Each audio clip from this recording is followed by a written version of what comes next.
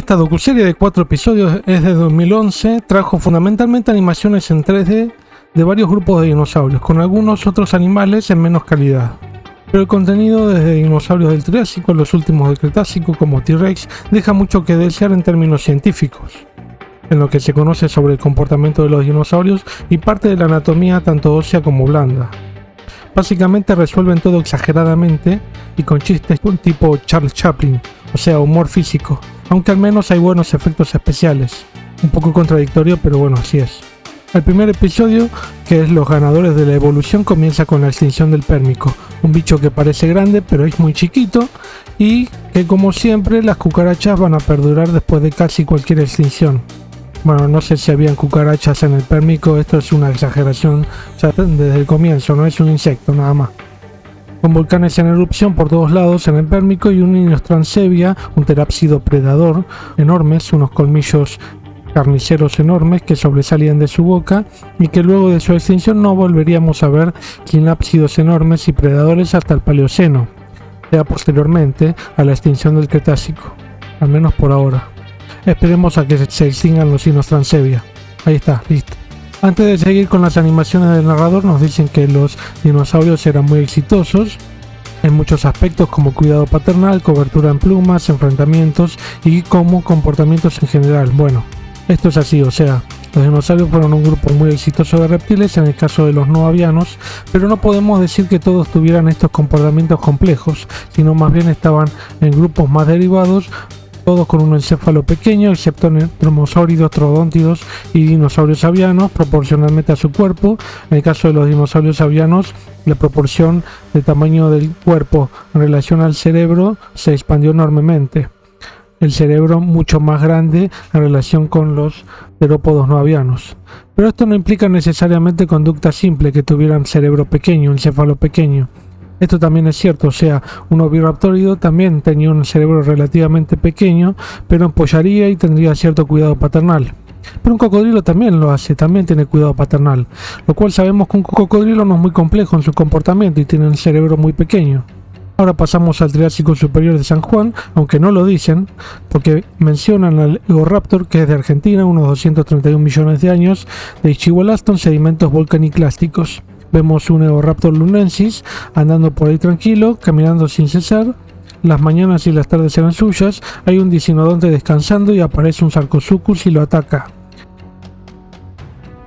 El Eoraptor huye y se une a un grupo de Eoraptores de vuelta. Están por otro lado.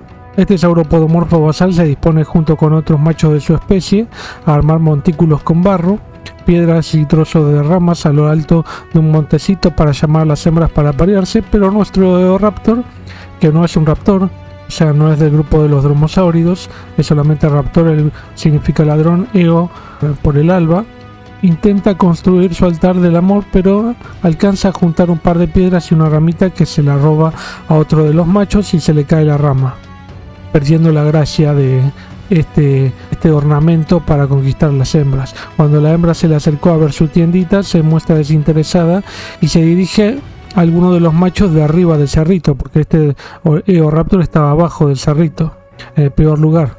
Bueno, nada de esto tiene sentido, no se sabe nada de esto, no se conoce ningún altar para llamar la atención de las hembras, ni un macho perdedor como este que no leyó el tutorial para construir estos altares raros. No hay forma tampoco de saber si se encontrara, para qué pudo haber servido en vida este dinosaurio. Por cierto, también la pluma grande, llamativa y colorida de la cola de las hembras no tiene ningún sentido. No hay evidencia de dimorfismo de esta especie, ni en casi ningún otro terópodo no aviano. Al igual que Eoraptor, no corresponde al grupo de terópodos, no es un terópodo. La presencia de plumas no puede proponerse para este grupo tampoco. No se conocen impresiones de piel en este dinosaurio, pero en los dinosaurios basales lo más probable es que no hayan tenido plumas ni siquiera de las tipo pelo, que son las más simples, pero aún en sauropodomorfos nunca iban a ser plumas del tipo de pavo real. No hay plumas en sauropodomorfos en todo el grupo, ni en saurópodos más derivados ni en sauropodomorfos más basales. Lo más probable es que solo tuvieran escamas y, como ya les dije, la presencia de escamas es incompatible con la presencia de plumas.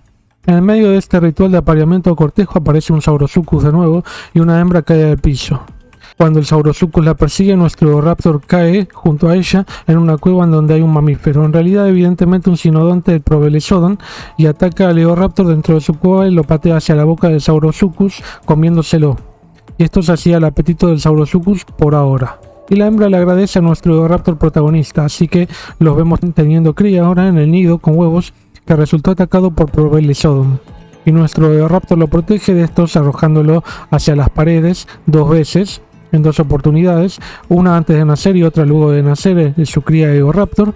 Todo esto del cuidado paternal, como dije, hay evidencia para algunos dinosaurios muy derivados del Cretácico como Viraptor o Troodontidos, pero hay cero evidencia para los demás, y menos aún para el Eoraptor, que era sauropodomorfo, como ya dije. Lo más probable es que no haya habido cuidado paternal. Que lo hayan hecho unos pocos parientes derivados no implica que todos lo hayan hecho tampoco. En cuanto a los terópodos, la falta de evidencia no permite presuponerlo. También vemos que la ahora familia de Eoraptores protegen a su cría y se frotan continuamente la cara como señal de cariño. No tiene sentido. Luego ven un cadáver de Dicinodonti y la cría se expone a estos, por lo que aparece detrás del cadáver del Dicinodonte un Saurosuchus y tiene que huir la cría y los padres lo siguen. El Saurosuchus cae por unas piedras rodando. Acá se debería haber roto todos los huesos el Saurosuchus y no podría girar así, pero bueno. Finalmente recobra su conciencia y trata de atacar a la cría, cuando los padres se muestran desesperados como si fueran personas. Ya a ese nivel este cuidado paternal, extremadamente exagerado. Finalmente aparecen unos Dicinodontes y Schibolastia jenseni que lo atacan al Saurosuchus y lo desviven. Y también se desviven varios Dicinodontes. La cría apenas sobrevive debajo del cuello del Saurosuchus y la familia se va tranquila. Ahora nos dicen que los dinosaurios debieron ser coloridos, lo cual no se sabe para ninguno, excepto algunos que tuvieron plumas. El Antoraptor erlianensis pudo haber tenido, además de plumas, otras estructuras muy coloridas durante el cortejo a la hembra, y la intimidación al macho debió haber sido importante. Esto no se sabe. Si tuvo otras estructuras como en la garganta, expansiones muy coloridas, no se sabe, solamente se sabe de plumas. Y no se sabe para varios de los oviraptorosaurios. Para el Gigantoraptor no se conocen plumas, por ejemplo. Nos vamos a Mongolia, entonces, hace 70 millones de años, y vemos a este Gigantoraptor en su tiendita, exhibiéndose, cortejando a la hembra, que aparece de golpe para obtener el espectáculo lamentable. Y durante este espectáculo, su besoteo hace que debajo de una cueva con pequeños mamíferos parecidos a ratas, su techo colapse y el Gigantoraptor introduzca su pata allí. Entonces los mamíferos deben huir de la cueva por su pata y quedarán atrapado uno de ellos, de estos mamíferos, cría adentro, y la madre lo va a buscar. Lo mismo hace el Gigantoraptor con la hembra, que se va cuando el espectáculo sale mal. ¿Por qué te fuiste? Vení, no te vayas, lo preparo todo de vuelta, le dice. Pero bueno, nada de esto tiene sentido. O sea, por patotear así en el suelo, la cueva no va a colapsar. O sea, hay un espesor considerable de sedimento, de suelo, antes de la cueva, o sea, el espesor de la cueva, y está muy bien cementado todas las paredes, y tampoco es tan ancha la pared de la cueva. Suele tener solamente el ancho del mamífero adulto que entre por ahí. No es más ancho que el ancho del propio mamífero. Acá es demasiado ancha la cueva, el túnel de por sí. Aparece de golpe otro Gigantoraptor que observa a los mamíferos irse en lugar de tratar de morfárselos. No tiene sentido tampoco esto. El Gigantoraptor continúa su ritual raro de apareamiento con otros machos. Se pelean entre todos. Ahora vamos a la Antártida y conocemos un nuevo dinosaurio que no está usualmente en estos documentales, como Cryolophosaurus elioti, que era del Jurásico inferior, unos 186 millones de años, con una cresta muy rara que parece una papa frita americana doblada hacia adelante, aunque en realidad lo llaman Elvisaurus por el flequillo, pero esto no es un flequillo, porque está hacia atrás en el cráneo. Bueno, no importa. Según dicen los paleontólogos que hablan, habría sido muy útil esta cresta para exhibirse a las hembras. Sin embargo, las hembras también la tenían, no sé. Como vemos en la parte de Cryolophosaurus, una pareja está cuidando sus huevos y el macho ayuda trayendo vegetación para calentarlos. Pero la hembra lo reta porque los coloca mal el trozo de rama. Cuando aparece otro Cryolophosaurus más grande a desafiar al más joven, la hembra insta al macho, que es su pareja, a enfrentar al macho desafiante y proteger el área y a su pareja. Esto último exhibe un patrón de color rojizo, su piel se pone rojiza por sangre del cuerpo, para amedrentar. Se pelean a mordiscones y se abrazan. El macho joven le pega un carazo, pero lo derriba al macho grande. Finalmente el desafiante le pega un golpe digno de lucha libre y le muerde y arranca la cresta de la cabeza al macho joven derrotado. y el macho que ganó su derecho con la hembra se come los huevos que puso el macho que perdió para no competir con sus genes. Esto es algo que pasa en la actualidad. Los machos que ganan el territorio que era de otro macho anteriormente suelen eliminar a las crías de su competencia anterior para poder propagar sus propios genes. No importan los genes del otro macho, importan los propios. Los mosasaurus eran reptiles enormes de más de 70 dientes y que han encontrado con dientes mordidos por tiburones. Pero ¿cómo pudo haber sucedido algo así? Hace 66 millones de años en el Cretácico había un mar interior en Norteamérica en donde vivían mosasaurus. En este mar paría a sus crías vivas, por supuesto, si no se hubieran ahogado, y había predadores como los tiburones que aprovechaban la vulnerabilidad de estas crías para comérselas. Esto es muy exagerado, igual como lo hacen, porque bueno, están muy cerca de la madre, ¿no? Las crías, y además se mantendrían cerca de la madre por un corto periodo de tiempo.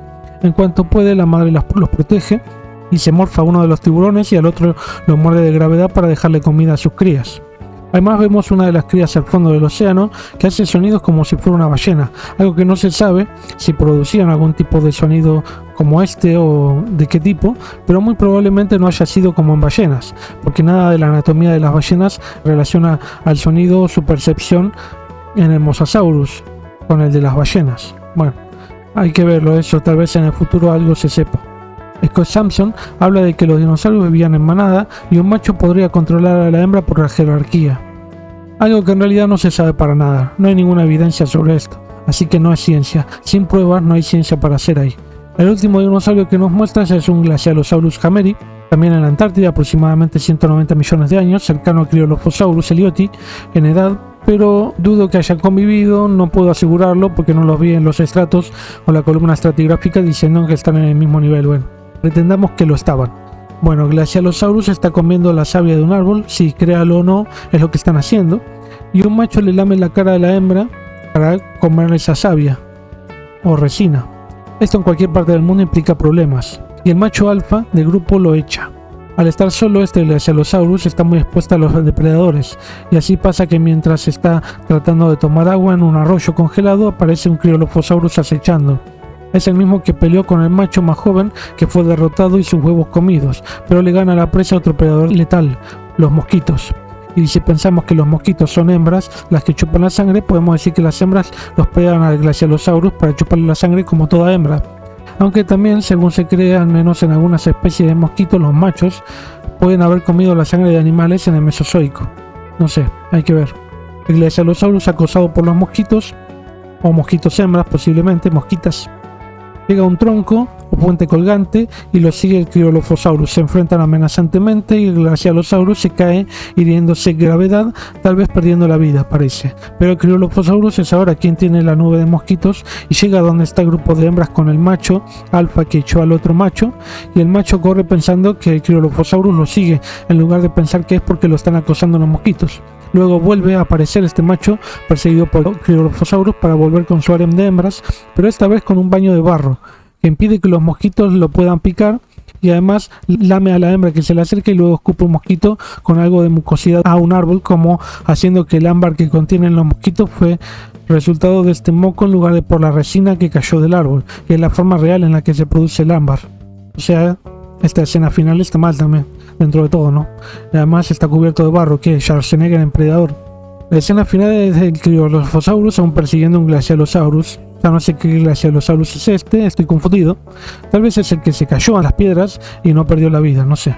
El segundo episodio trata sobre el Jurásico hace 150 millones de años, llamado Pozo de Agua.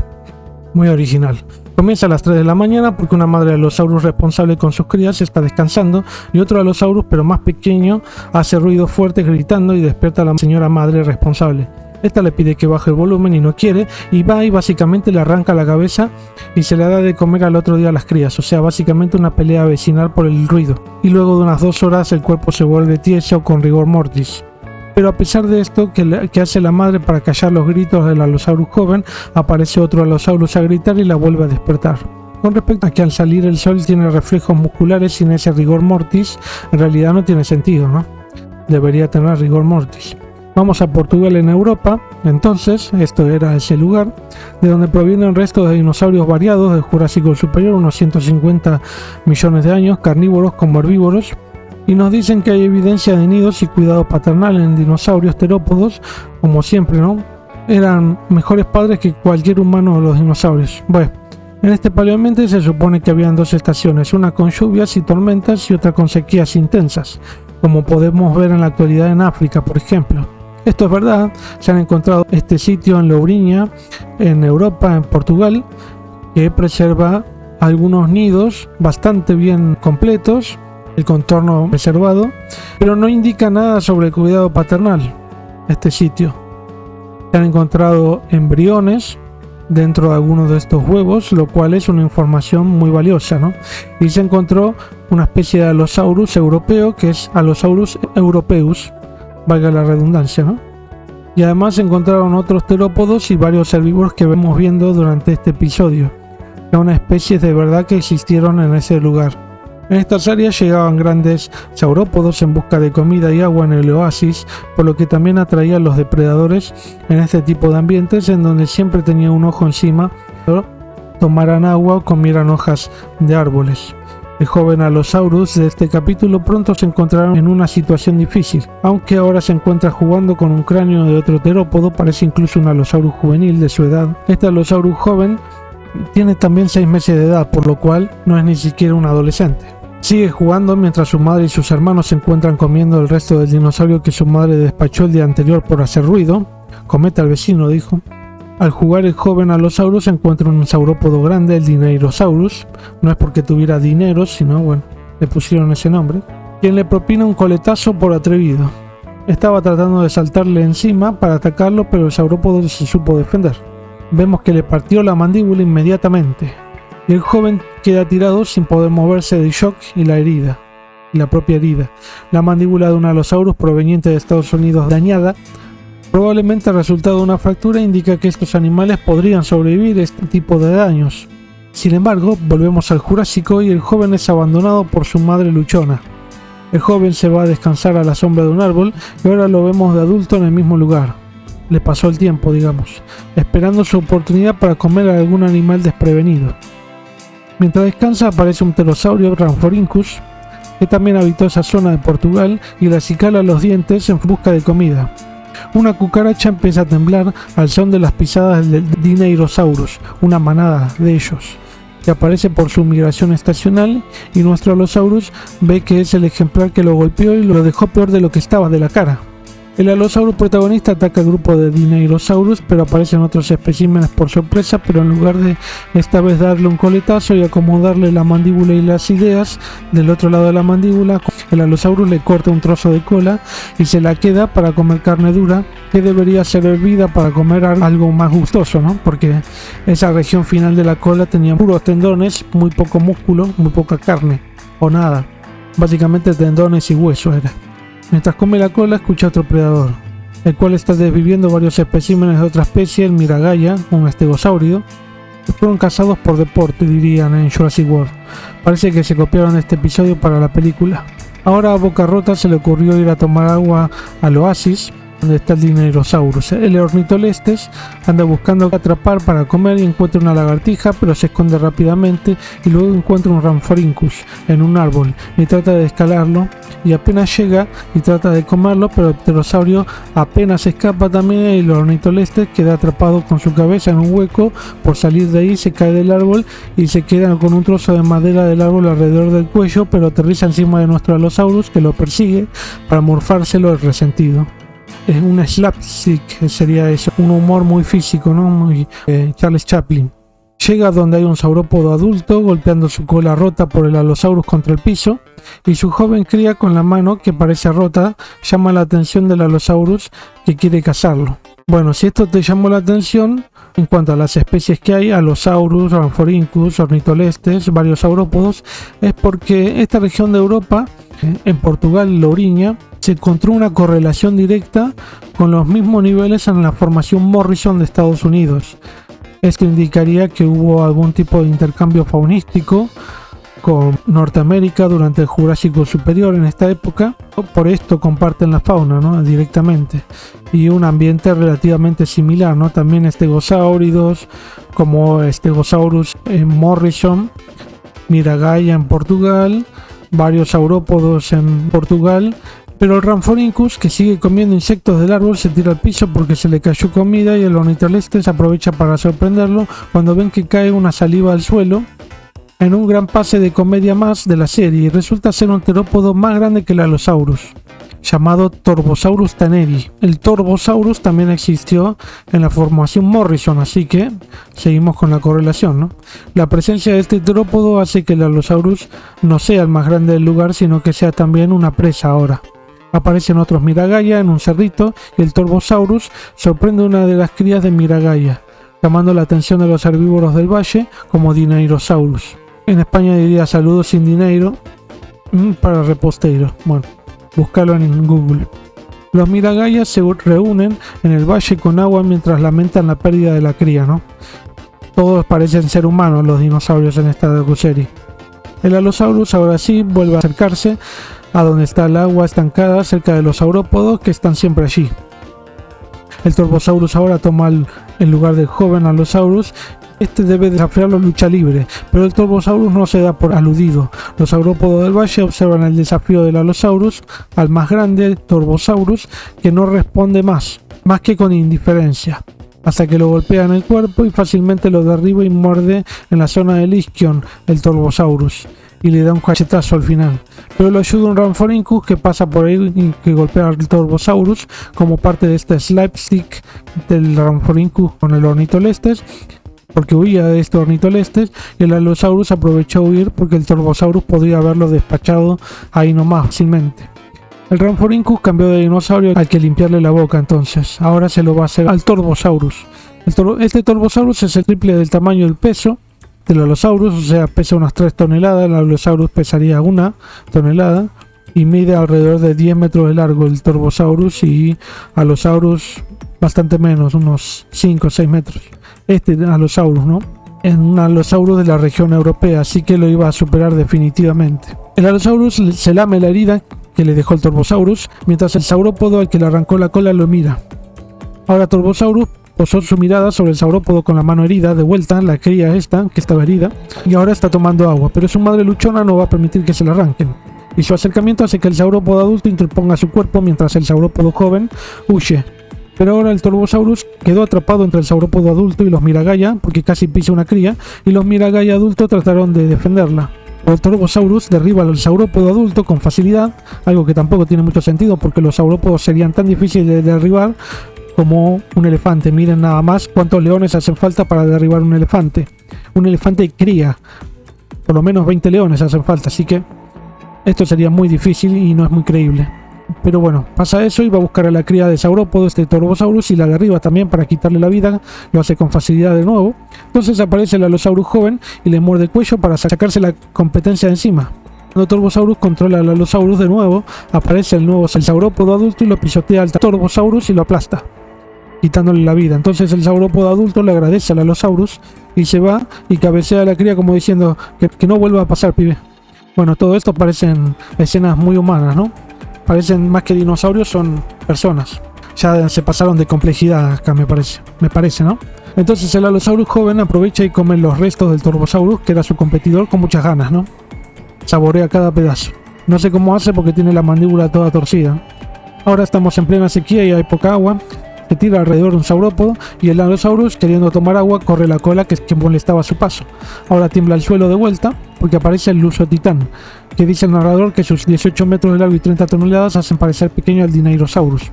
En realidad parece no haber tenido tanta diferencia de tamaño, pero bueno, hay restos fragmentarios de ambos géneros, ¿no? Están acabados ahora porque estos Lusotitán se tomaron toda el agua que quedaba en el oasis y se van, dejando toda la sequía para ellos. Muchas gracias, Lusotitán, nos hiciste un favor, ¿eh? Volvé. Este gigante se mantiene migrando para encontrar comida y agua. Parece que su presa natural, que es el Dineirosaurus, va a seguir por ese camino con Lusotitán, y la cría de Dineirosaurus le da un coletazo en la cara para variar a nuestro Allosaurus. Pero nuestro Allosaurus permanece en el lugar a pesar de estar solo, es un bohemio. El Rhamphorhynchus le ofrece acicalamiento, pero el Allosaurus pasa. Durante este tiempo de espera, el Allosaurus vemos que la sequía avanza y hay cadáveres por todos lados, hasta que llega el periodo de lluvias nuevamente. Al final de este episodio hacen un experimento con una cola hecha con huesos como eslabones de la cadena para recrear qué pudo haber pasado si la cola era usada como un látigo contra una mandíbula. Según este experimento la destrozaba, lo cual dicen que pudo haber producido esta herida en la mandíbula que se ve en el fósil de la mandíbula, que en realidad es de Estados Unidos la mandíbula, no de Portugal, pero bueno, ya que estamos en Portugal usamos algo bueno de Estados Unidos en Portugal. Bueno, esto no se sabe, ¿no?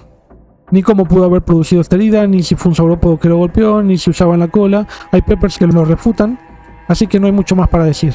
Dicen los paleontólogos que hace años pensaban que los dinosaurios eran aburridos, lentos, feos, torpes, pero ahora la información indica otra cosa. Sí, claro, no son lo que se pensaba, pero tampoco son nada de lo que nos muestran en este episodio que recién vimos. No son humanos. Puro slapstick. En eso se resumen estos 5 sketches cómicos. Bueno, uno no del todo. En uno, un dinosaurio se convierte en guardaespaldas. En el más disparatado está el paleo gordo y el paleo flaco. Hay uno en el que un dinosaurio se come hongos locos y pasa una serie de eventos desafortunados para los que lo rodean. Gente, no consuman estas cosas. El más raro, en el que los futuros predadores se convierten en presentes presas improbables de un anfibio que no está anfibiando.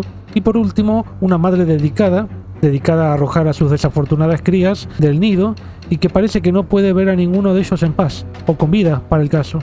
Imagínate mi cara al ver este episodio totalmente delirante y colorido.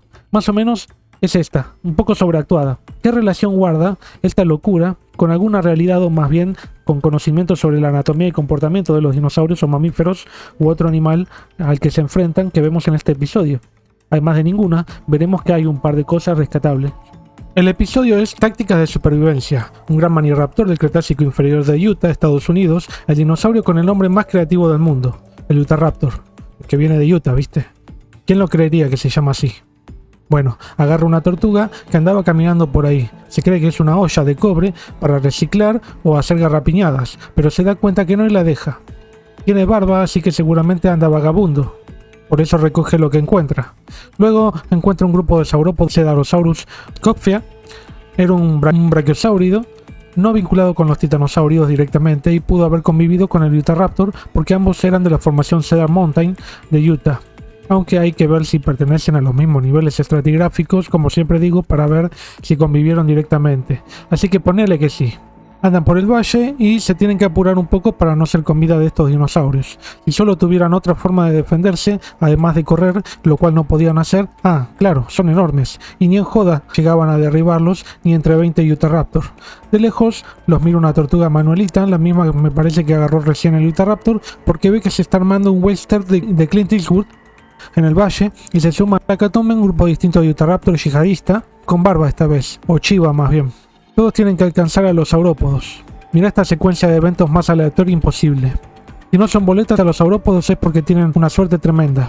La cría más pequeña es mejor para comer, tiene la carne más tierna y por lo menos no mide 20 pisos, así que hasta que la alcanzan y la empiezan a clavar lo que tienen a mano. Pero llega un segundo grupo de Utahraptores que son los que estaban originalmente cazando y se despachan entre sí.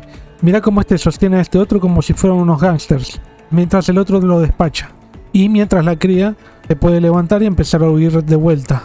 Pero se te escapa la tortuga vagabundo hasta que le agarra un cocodrilo morfo. No especifican cuál es, pero qué mala suerte que tiene esta cría, che.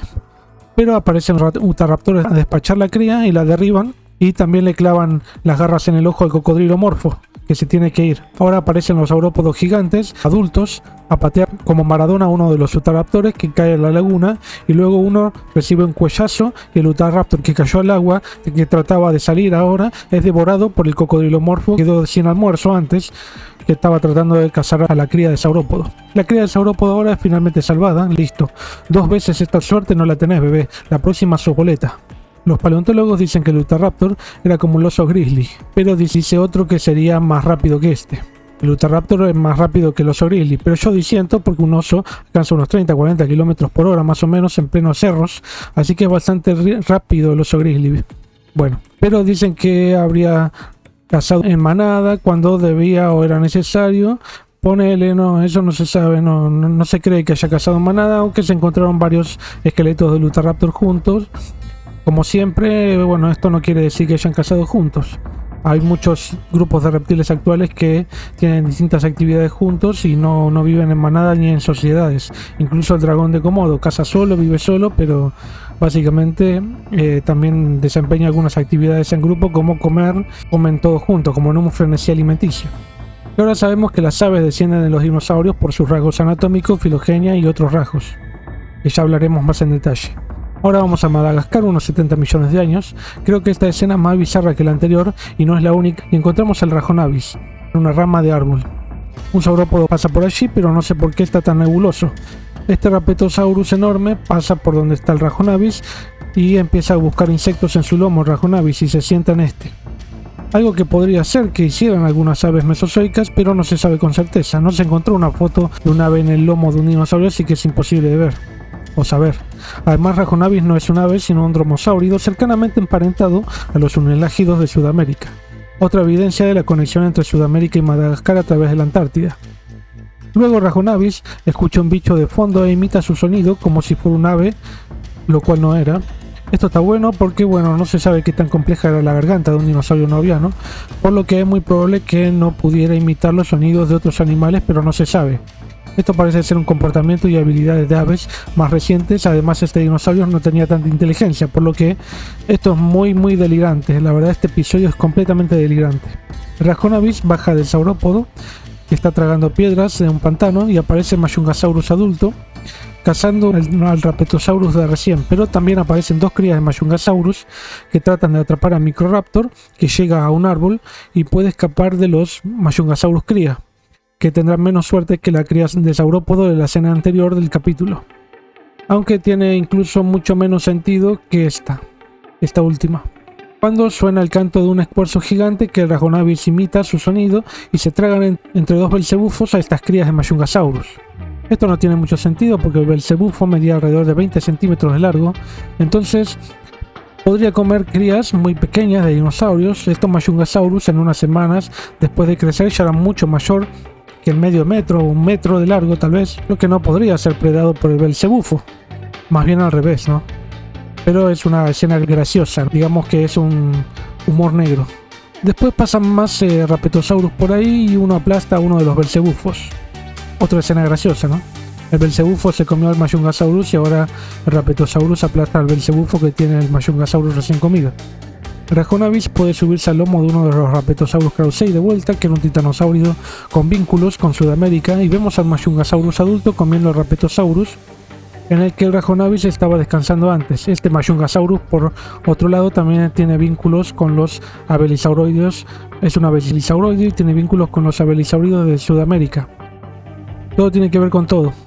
Es posible que esto haya pasado y hay traza de un Majungasaurus en los huesos de Rapetosaurus, mordidas, que indican un comportamiento de caza o al menos que se alimentaban de él. Dicen los paleontólogos que los dinosaurios eran más complejos de lo que se pensaba y que el tamaño pequeño no implica necesariamente conducta simple. Sí, decirle eso a una mujer, ¿no? Bueno. Además dicen que pudieron haber visto en colores, lo que implica que debieron desarrollar un cuerpo muy colorido para atraer la atención, o al contrario. Hace 150 millones de años, en China, el Junosaurus era un saurópodo que andaba por ahí, y uno de los tres que andan caminando se come unos hongos alucinógenos. Uno de ellos le dice que no lo coma con la mirada, pero este es medio rebelde y se lo come cuando el otro no lo mira. No sé si sería el hijito o no sé qué. Pronto tenemos una subjetiva de este Junosaurus con la mente alterada, que empieza a moverse raro y los demás saurópodos lo miran como diciendo, ¿pero qué le pasa? Ahora sucede una secuencia de eventos más desafortunada que en las dos escenas anteriores. Prepárate, aparece el predador Sinraptor, son dos de distinto color, por lo que podría pensarse en cierto dimorfismo, pero ponele. Amenazan a nuestro Junosaurus, pero se fue de viaje, parece. Ahora sí, huye como los demás saurópodos, que están mejor que este, y se cae por un barranco con rocas. Queda atrapado en su cola con el mazo al final de una de las rocas que impiden que pueda avanzar, por lo que los Sinraptores tienen una chance. Uno baja y el otro impide que pueda irse, pero se puede liberar al último momento y ambos caen rodando por el barranco, haciendo que finalmente el Junosaurus aplaste lentamente a uno de los Sinraptor y el otro termina golpeado por el mazo. Cuando despierta el Junosaurus tenemos una vuelta a la subjetiva y vemos los restos del Sinraptor. Ahora el Junosaurus aprendió que no tiene que comer esos hongos. Y vos también, ¿no?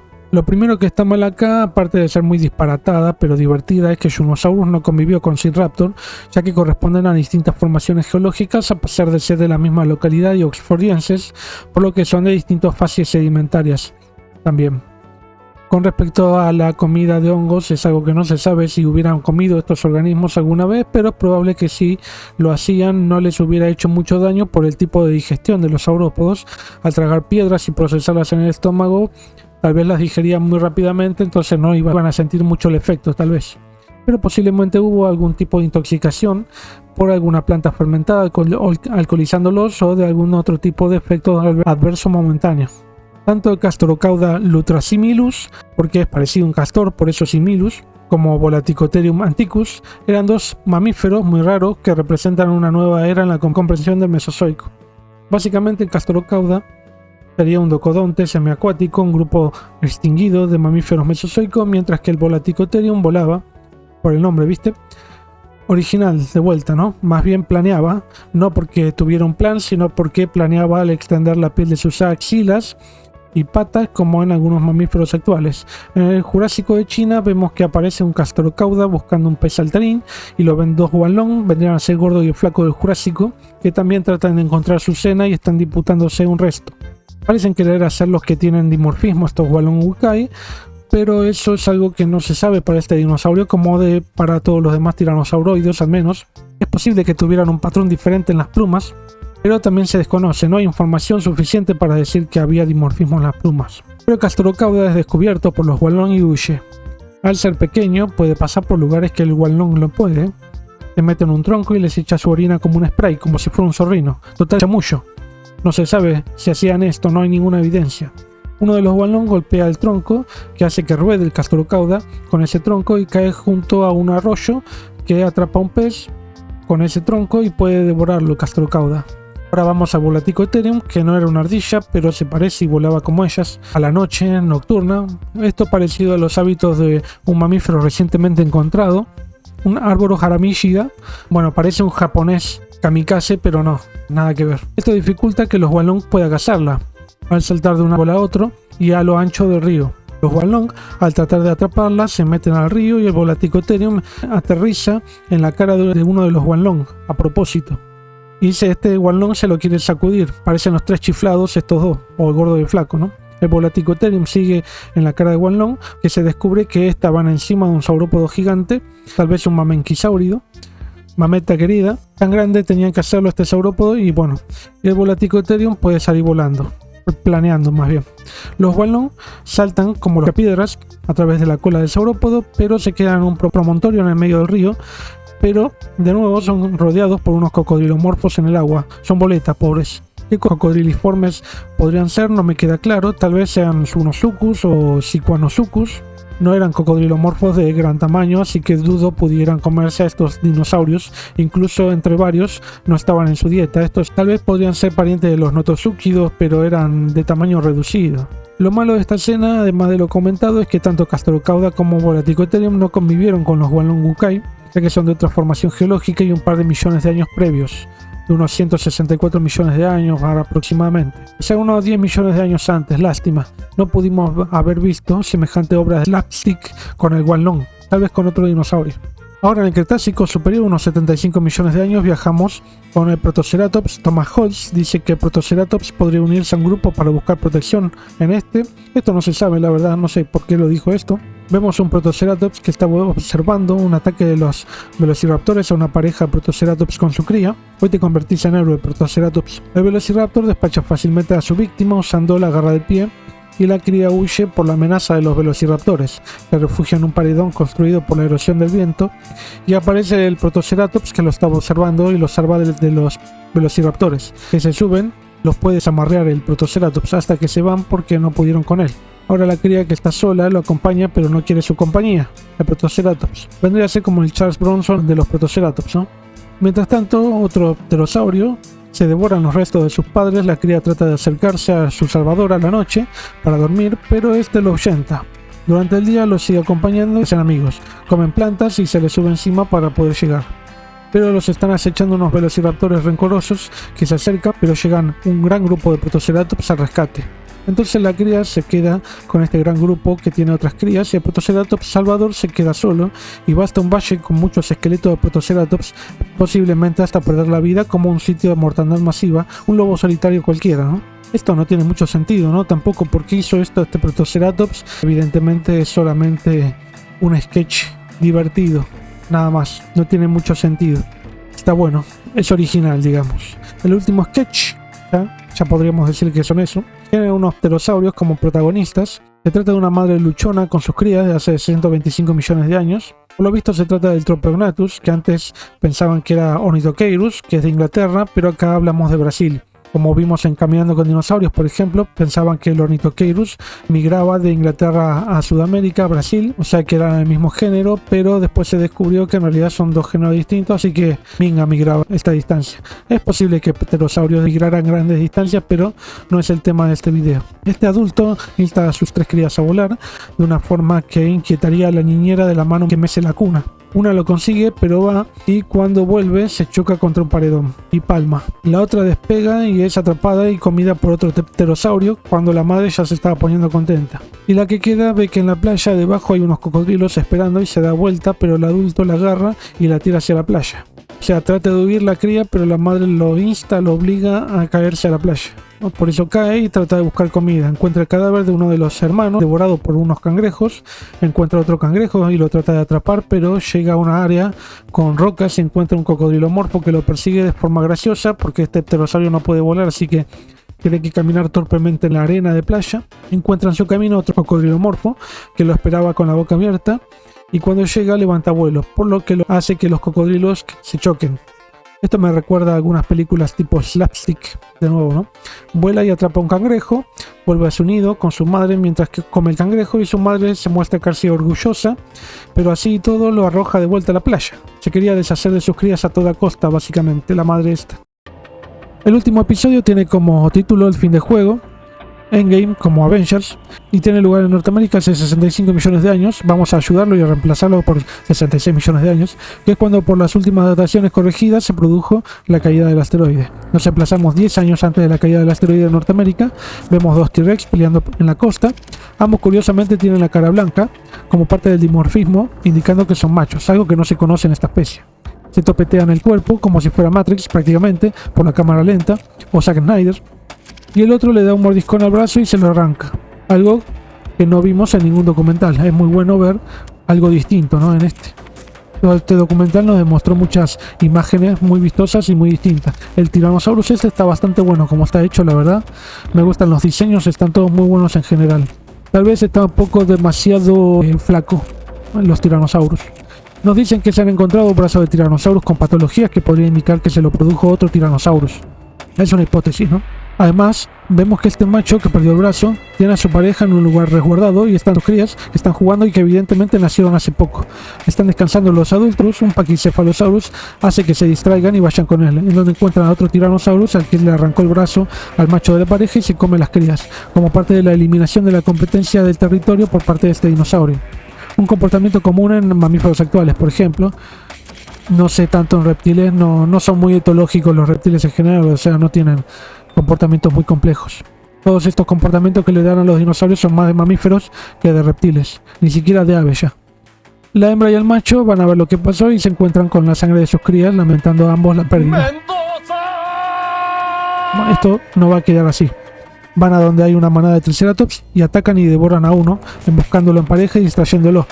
Va por un lado uno de los tiranosaurios y luego, cuando quiere huir por el otro lado del Triceratops, lo embosca. Lo agarran del cuello y lo despachan. Luego, mientras se están comiendo, aparece de nuevo el Tyrannosaurus que comió a sus crías y se enfrenta al macho de la pareja. Pero esta vez el desafiante pierde la vida trágicamente a manos de la pareja, que colaboraron para defenderlo, y termina ensartado en un cuerno del cadáver del Triceratops que acaban de despachar la pareja. No se sabe absolutamente nada de este tipo de comportamiento de pareja que hacen en la serie, no tiene mucho sentido tampoco. No se cree que hayan tenido este comportamiento, ni siquiera el comportamiento que hacen de caza en pareja. No cazaban en pareja tampoco. Más tarde a la noche, después de comer rico, se hacen compañía y hacen tiranosauritos.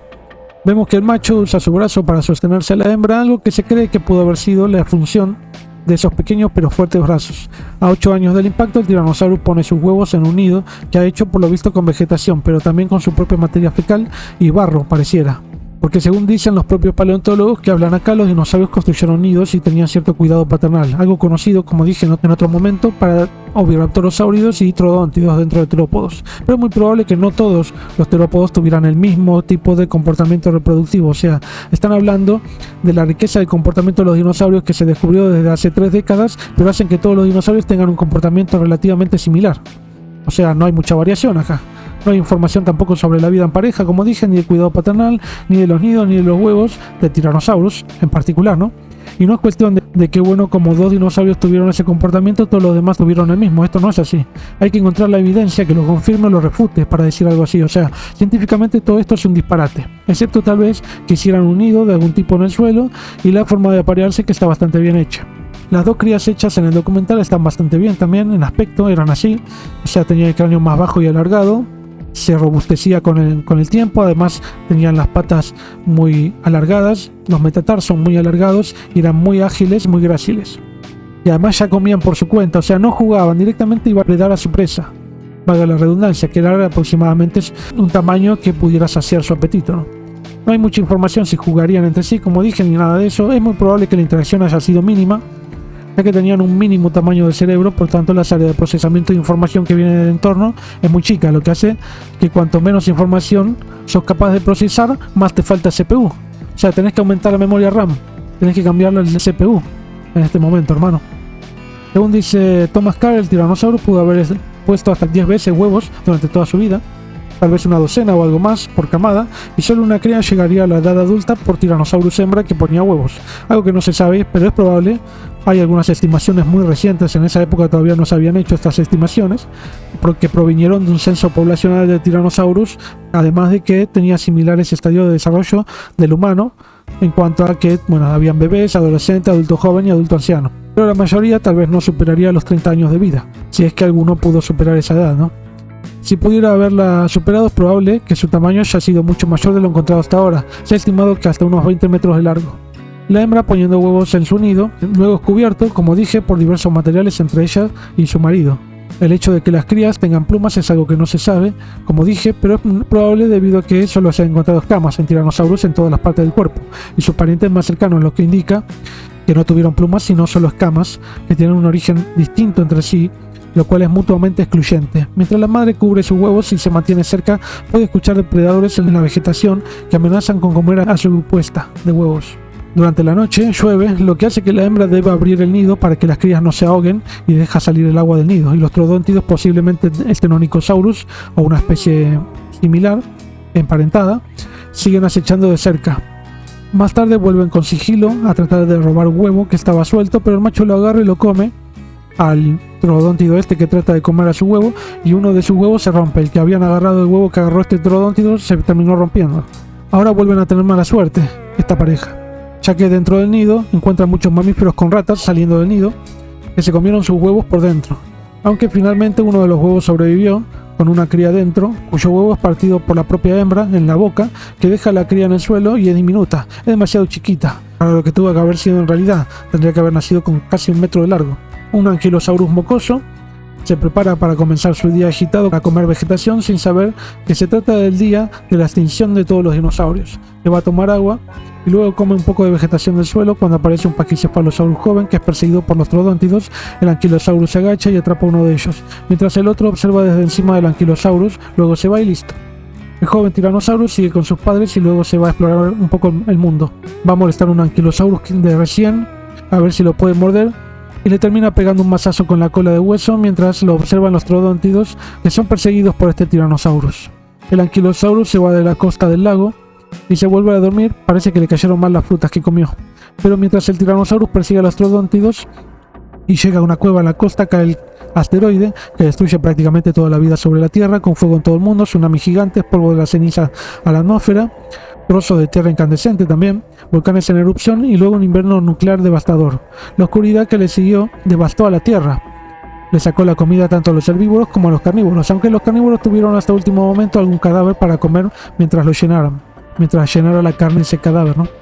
La extinción tuvo que ocurrir rápidamente Pero Samson dice que tuvo que ocurrir en un periodo posterior a la caída del asteroide, tal vez de miles de años. O sea, no inmediatamente con la caída del asteroide, y los troodóntidos tuvieron la chance de sobrevivir cierto tiempo luego de la caída debido a las plumas, como la dieta también variada y el comportamiento más plástico, algo que no se sabe. No hay ninguna evidencia de esto que dice Samson. La cría de tiranosaurus encuentra los cadáveres de su padre en un pozo cuando aparece un mamífero que llama su atención y trata de atraparlo, pero cae al pozo, lamentablemente produciéndole que pierda la vida. Y acá Homero diría, si era tan listo, ¿por qué se murió? ¿No? Nos están diciendo todo el tiempo que el tiranosaurus era muy inteligente, que podía hacer esto, que podía hacer lo otro, que tenía un comportamiento muy variado, que vivía en pareja, que podía coordinar la cacería, que podía defender a su pareja, que podía tener cría y ajustar la estrategia para cuidar a sus crías, y después aparece que tienen una cría y por perseguir un mamífero se cae y se mata. Muy raro esto. De nuevo, como en el primer capítulo, una cucaracha aparece en escena y un troodóntido está buscando su comida. Junto con otros troodóntidos pudieron hacerse unidos en grandes grupos y tener cierto vínculo de por vida, según dice el narrador, algo que no se sabe. Una cosa es que se cuiden, que cuiden la cría por algún tiempo, y otra es que estén en pareja de por vida. Ocurre una tormenta que trae mucho frío y solo dos troodóntidos pueden huir a un lugar protegido. Pusieron huevos allí y la hembra sale a buscar comida mientras el macho cuida los huevos. La hembra debe quedarse a descansar cerca de los cuerpos de los tiranosaurus para tener algo de calor. El macho la llama, pero ella no lo escucha. Qué raro que no escuche una hembra, ¿no? Luego la hembra vuelve al nido y encuentra al macho congelado como Jack Nicholson en El Resplandor, y se vuelca a su cuerpo. Parece una estatua. Y los nidos están con sus huevos congelados, excepto por uno que la hembra agarra y lleva a refugiarse a la boca de la cría del tiranosaurus, con el único huevo que parece haber sobrevivido. Creo que el tamaño de este troodóntido es demasiado pequeño, hecho en la serie, llegaría a los 2 metros de largo. Este tiranosaurus no mide 20 metros de largo, para que haya esta diferencia. Aún así, tal vez pudo haber servido de refugio, pero hay que ver si su limitado encéfalo le permitió saber que podía hacer algo así. Aunque los troodóntidos tienen el mayor tamaño del encéfalo de los dinosaurios, no llegan al tamaño de las aves modernas y aún así tienen limitaciones las aves modernas. No son tan versátiles en estas condiciones como un humano. De nuevo nos dicen que las aves son los únicos sobrevivientes de los dinosaurios. Las aves son los dinosaurios y vemos una paloma metida en la boca de una escultura en hierro en Estados Unidos y nos dicen que los humanos también nos extinguiremos eventualmente. Qué buen presagio. Gracias, serie, ¿eh? Muy optimista al final, con un asteroide que viene a destruirnos.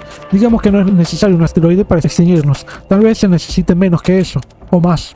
Veremos. Muajaja. Suscríbete. Chau, chau.